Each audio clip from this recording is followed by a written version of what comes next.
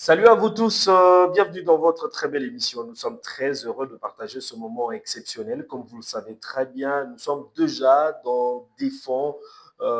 Question bien sûr de vous souhaiter également une meilleure vie et aussi nos joyeux Noël à vous tous qui êtes branchés en ce net moment en train de suivre cette très belle émission. Nous, bientôt là, nous allons prendre également l'envergure de cette Coupe d'Afrique des Nations, cette qualification, pardon, cette prestigieuse compétition que la RDC va devoir jouer en sa phase classique. C'est déjà la semaine prochaine et cette semaine, question pour nous de bien vouloir préparer les terrains pour tous les Congolais qui ont donc les soucis de comprendre ce qui se passe dans les sphères sportives et footballistiques de la République démocratique du Congo. Beaucoup de choses ont été justement dites dans cette stage de la RDC. Il y a eu aussi des joueurs qui ont été remplacés justement en raison des blessures pour cette prestigieuse compétition. Alors, nous allons justement échanger sur toutes ces questions dans cette très belle émission qui reste beaucoup plus pédagogique, où nous allons justement épiloguer sur beaucoup de questions du sport congolais et surtout le football de la RDC. Sinon, continuez toujours à vous abonner, partager nos vidéos, faites le nécessaire. En tout cas, c'est très important de nous aider dans ce sens-là pour donner la force à ce que nous sommes en train de faire et puis également permettre à certaines personnes qui ont beaucoup en ce qui concerne certaines malentendus dans les milieux du football congolais, tout ce qui s'est dit comme rumeurs, etc., pour donner également à ces gens-là la réponse favorable en écoutant également cette très belle émission. Vous nous suivez justement de partout à travers le monde entier.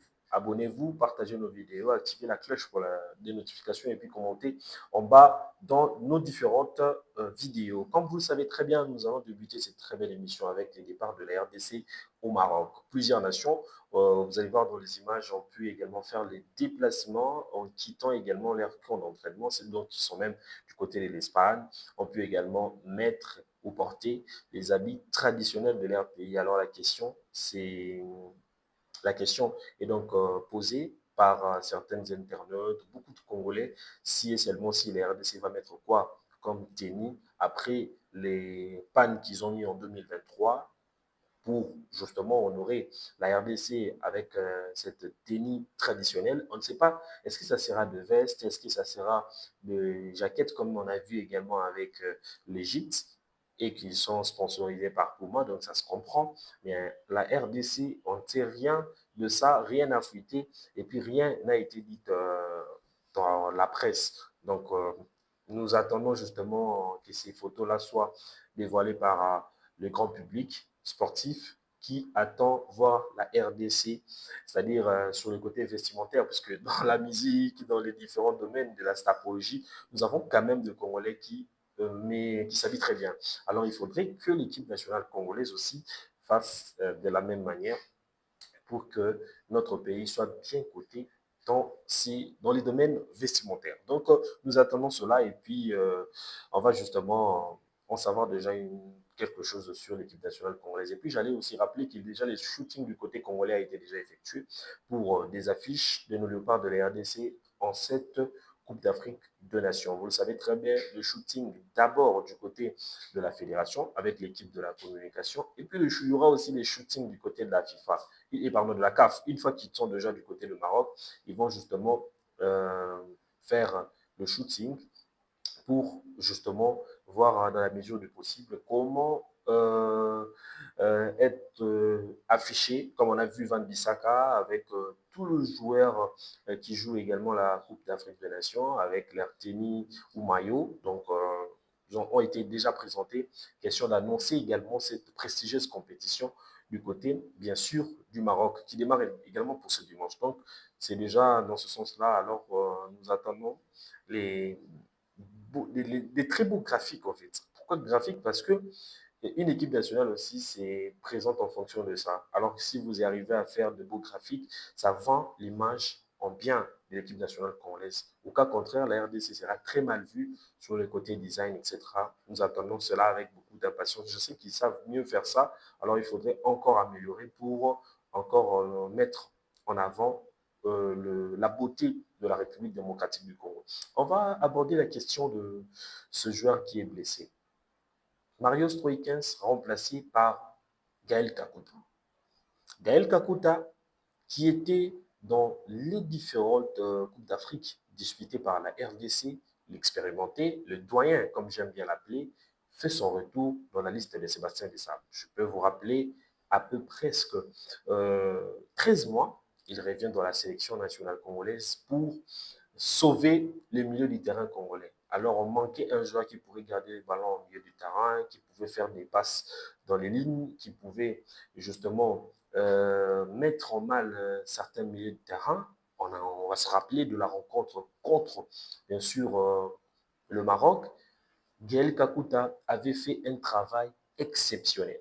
Pourquoi un travail exceptionnel? Parce que on n'avait pas assez de milieux de terrain qui ont d'abord le mental. Je donne un exemple, les gens de Youssouf Mouloumou, qui était bon. Il a su également s'imposer avec Yaya Touré. C'était le combat dans le milieu du terrain. Mais après, le gars a pu montrer de quoi il était capable. Gaël Kakuta aussi était vraiment le métronome de la RDC dans cette campagne-là, en 2023. Et après, il a subi aussi beaucoup de coups et il faudrait justement l'endosser. C'est ce qui a été fait. C'est vrai, Desabre n'a pas fait et jeté en premier lieu son choix sur lui. Mais après, nous avons vu quand même l'entraîneur encore revenir de son choix puisqu'il y a eu blessure de Mario Stroikens. Et je me demande même pourquoi Mario Stroikens n'arrive pas justement à bien vouloir s'imposer avec l'équipe congolaise. Balekush a pu déjà entrer dans les systèmes. Il joue quand même, il fait quand même le nécessaire pour être un peu plus bon. Mais après, il faudra encore patienter pour voir ces jeunes Belges, belgo-congolais faire la différence dans les différentes rencontres. Et puis nous avons évoqué cette question de notre premier match contre le Bénin.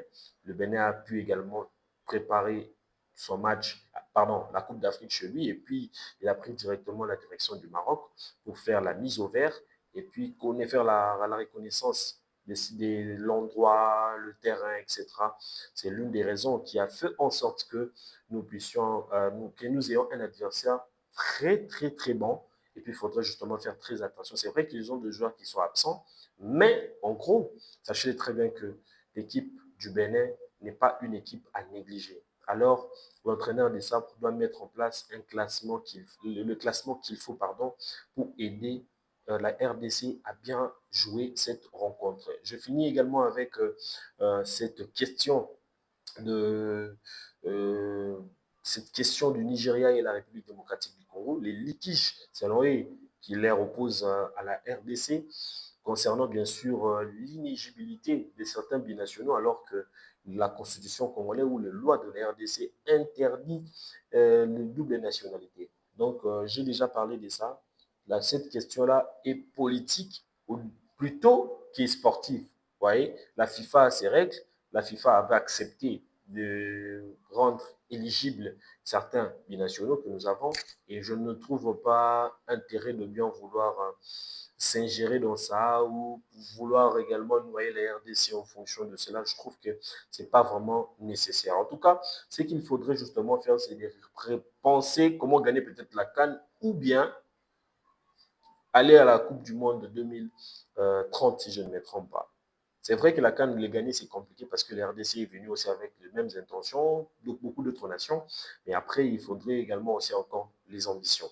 Donc, c'est des choses comme ça qui ne fait pas un peu du tout bien à certains supporters congolais. Moi, j'aimerais justement vous rassurer que ce sont des balles des essais, des balles d'essai. Pourquoi balles d'essai? Vous allez vous rappeler, avant de jouer les barrages continentaux de la Coupe du Monde qui s'est jouée en Afrique, qu'est-ce qui s'est passé avant le match contre le Cameroun? C'était répandu sur les réseaux sociaux que les joueurs congolais vont donc avoir 1 million de dollars pour les primes s'ils se qualifient pour le barrage continentaux. Donc, vous devez comprendre ensemble avec moi, avant aussi la CAN, on nous sort quelque chose du genre, non, il y a eu une plainte, alors que la FIFA a même rejeté toutes ces informations-là. Donc, j'aimerais justement vous rassurer qu'il n'y aura rien, rien dans ce dossier, puisque la République démocratique du Congo en sort sain et sauf dans cette affaire qui lui liée également avec le Nigeria. Après l'affaire Vaudou, les Nigérians ont échoué. Après l'affaire, justement, la question, pardon, de litige sur l'éligibilité des binationaux. C'est là aussi échoué. Je ne sais pas encore quelle démarche va prendre l'équipe nationale de Super Eagles pour pouvoir également faire tomber la RDC qui attend son tout dernier match pour la qualif à la CAN au mois de mars prochain en 2026. En tout cas, merci à vous de partager encore nos différentes vidéos. Nous allons revenir encore avec d'autres révélations concernant bien sûr l'équipe nationale congolaise qui participe également à la 35e édition de la Coupe d'Afrique des Nations. Un moment de joie de tout le Congolais qui va justement nous donner, que nous allons justement passer durant près d'un mois et nous ferons également le nécessaire pour être dans les lieux où se passe la compétition, pour vous faire vivre en intégralité et puis avec tout l'effet sur la ville de Rabat, précisément au Maroc, et dans les différentes villes que les RDC va devoir également jouer ces différentes rencontres. D'ici là, portez-vous bien et à très bientôt.